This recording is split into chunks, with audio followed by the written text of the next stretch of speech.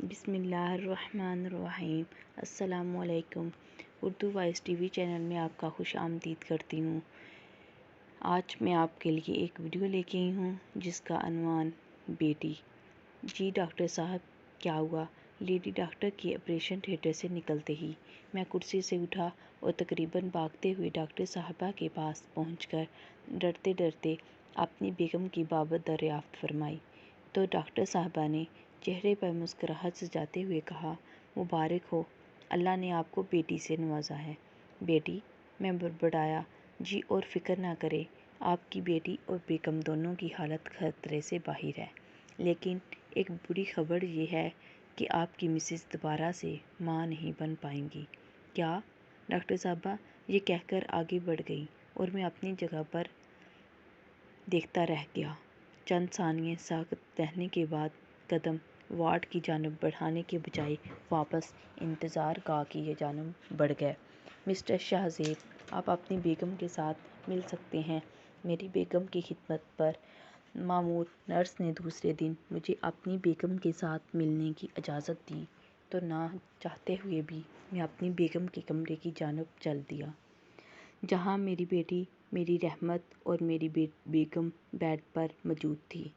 میرے پہنچنے پر بیگم نے ہلکے سے آنکھیں کھولیں اور ہلکی سی مسکراہٹ کے ساتھ میرا استقبال کیا۔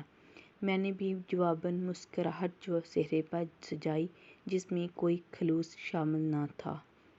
مزید ایک دن جب میری بیوی کی طبیعت سنبھلنے پر گھر منتقل ہوئی، گھر میں اپنی بیگم صاحبہ کی خدمت کے لیے ایک نرس کی خدمات لی جو ہمہ موجود رہتی۔ مزید 7 دن بعد میری بیگم کی حالت کافی حد تک سنبھل چکی تھی۔ دفتر سے واپسی پر میں نے بوجھل دل سے بیٹی کو اٹھایا اور پیار کرنے کے بعد دوبارہ سے سلا دیا۔ کھانے کے دوران میں خاموشی سے کھانا کھا رہا تھا، نوالا منہ میں ڈالنے ہی لگا تھا کہ اس دوران میری بیگم نے مجھ سے سوال کیا کہ شیزی، ہماری بیٹی کا نام کیا ہوگا؟ میں ایسے سوال کے لیے ذہنی طور پر تیار نہیں تو نوالا منہ میں رکھا اور سر اٹھا کر کہا، نام کیا ہوگا؟ اور پھر کچھ سوچتے ہوئے مسکرا کر جواب دیا کہ جیسے آپ کو مناسب لگے۔ اس نے پھر سے مسکراتے ہوئے کہا، ارے نہیں، آپ بھی کچھ کہیں نا۔ میں نے تھوڑے وقفے کے بعد کہا، چلیں حنا رکھ لیں۔ اس نے کچھ اس انداز سے میری ہاں میں ہاں ملائی جیسے وہ مجھ سے متفق نہ ہو۔ وقت گزرتا گیا اور یہ وقت میں نے کس کرب میں گزار رہا تھا میں اور میرا رب ہی جانتا ہے۔ ایک دن دفتر میں نے واپس آیا، بیگم نے کہا کہ شیزی سنیے تو، حنا نے چلنا شروع کر دیا۔ بیگم کے کہنے پر میں نے مصنوعی خوشی کا اظہار کر دیا۔ میرے دل میں کبھی بھی اپنے گوشۂ جگر کے لیے ذرا سی بھی محبت نہیں جاگی تھی۔ اس دوران رفتہ رفتہ میری طبیعت میں چڑچڑاپن آتا گیا۔ میں جو اپنی بیگم سے بے انتہا محبت کرتا تھا اب اس سے دور دور رہنے لگا۔ جس بچی کو پہلے پہل کبھی کبھی اٹھا لیتا تھا اب وہ بھی ترک کر دیا تھا۔ میری بیگم میرے اس رویے پر بہت حیران تھی۔ اس نے میرے اس رویے کے بارے میں مجھ سے کئی بار دریافت فرمایا مگر میں ہر بار ٹال دیا کرتا تھا۔ پہلے پہل تو وہ خاموش ہو جاتی تھی، لیکن ایک دن جب انہوں نے کہا کہ آج وہ ہر حال میں اس کی وجہ دریافت فرما کر ہی رہے گی تو میں طیش میں آ گر گیا۔ اس کی انتہائی سخت باتیں سنائیں اور ساتھ ساتھ اپنا کمرہ بھی علیحدہ کر لیا۔ میری بیگم حیران و پریشان کھڑی رہ گئی کیونکہ ایسا کچھ ہوا ہی نہیں تھا کہ نوبت یہاں تک آتی۔ میری بیگم نے کئی بار مجھے خدا و رسول کے واسطے دیے، بچی کے واسطے دیے، اپنے ناکردہ گناہوں کی معافی مانگی، لیکن میری طبیعت نے مجھے اس بات کی اجازت نہ دی کہ میں اس کے وہ گناہ معاف کر دوں جو اس سے سرزد ہوئے ہی نہیں۔ ایک دن میں اپنے کمرے میں سویا ہوا تھا کہ میری بیگم نے دروازہ کھٹکھٹایا اور مجھے پکارتے ہوئے کہا، شیزی جلدی دروازہ کھولو۔ لیکن میں نے کروٹ بدلی اور اسے بلا بالا کہتے ہوئے آنکھیں موند لیں۔ چند لمحے گزرنے کے بعد اس نے دروازہ زور سے بجایا اور پھر سے آواز دی جو قدرے تیز تھی، شیزی خدا کے لیے دروازہ کھولو۔ میں اٹھا اور تیزی سے دروازہ کھول کر چیختے ہوئے کہا، کیا ہے؟ کیوں آ جاتی ہو بار بار پریشان کرنے؟ شیزی، ہنا کی طبیعت بہت بگڑ گئی، خدا کے لیے اسے ڈاکٹر کے پاس لے جاؤ۔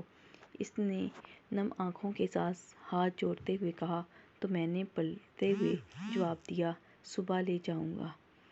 دوبارہ مجھے پریشان نہ کرنا، اور دروازہ بند کر کے واپس بستر پر لیٹ گیا۔ نیند کی وادیوں میں گم ہونے سے پہلے میں نے خود کلامی کرتے ہوئے کہا، میں نے تجھے کہا بھی تھا کہ مجھے لڑکا چاہیے، لڑکی نہیں۔ تبھی مجھے گھر کے مرکزی دروازے کے کھلنے، دھڑام سے بند ہونے کی آواز سنائی۔ شاید میری بیگم اسے کسی ڈاکٹر یا کسی ہسپتال یا خدا جانے کہاں لے گئی تھی۔ میں نے سونے کی کوشش کی اور اس میں کامیاب بھی رہ گیا تھا۔ صبح جاگ کر فجر کی نماز ادا کی اور اسے ناشتے لانے کے لیے آواز دی۔ چند لمحے انتظار کیا لیکن وہ نہ آئی تو میں نے پھر آواز دی لیکن بیگم کو نہ آنا تھا، وہ نہ آئی۔ میں اس کے کمرے میں چلا گیا جہاں وہ چارپائی پر بیٹھی ویران آنکھوں سے ہنا کو دیکھے جا رہی تھی۔ میں نے چیختے ہوئے کہا، بہری ہو گئی ہو کیا؟ سنائی نہیں دیا کہ میں نے ناشتہ مانگا ہے؟ اور وہ اپنی جگہ سے ٹس سے مس نہ ہوئی تو میں اسے مارنے کے لیے لپکا، لیکن اس سے پہلے کہ میں اس پر ہاتھ اٹھاتا میری نظر اپنی بیٹی پر پڑی جو بے ست لیٹی ہوئی تھی۔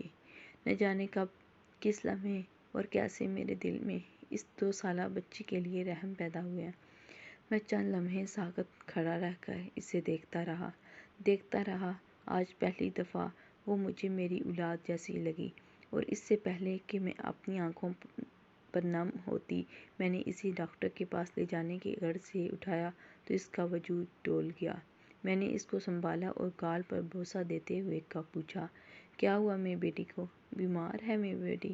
کچھ نہ ہوگا میری بیٹی کو، کچھ نہ ہوگا۔ میں نے اسے ہنسانے کی کوشش بھی کی لیکن نہیں، اسے نہ ہنسنا تھا نہ رونا تھا، سو وہ نہ ہنسی اور نہ ہی روئی۔ وہ رات کے کسی پہر دار فانی سے کوچ کر گئی تھی۔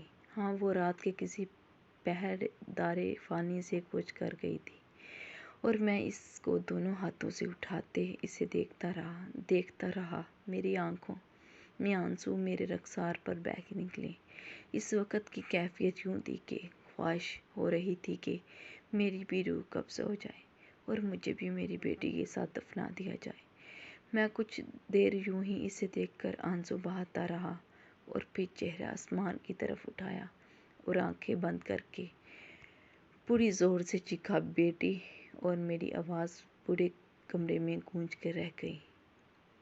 اگر میری ویڈیو پسند آتی ہے تو لائک کریں، میرے چینل کو سبسکرائب کریں، بیل آئیکن کو پریس کریں تاکہ میری آنے والی ویڈیو کا نوٹیفیکیشن آپ کو ملتا ہے۔ اس میں اچھی ویڈیو آپ کو سننے کو ملے گی۔ اوکے، اللہ حافظ۔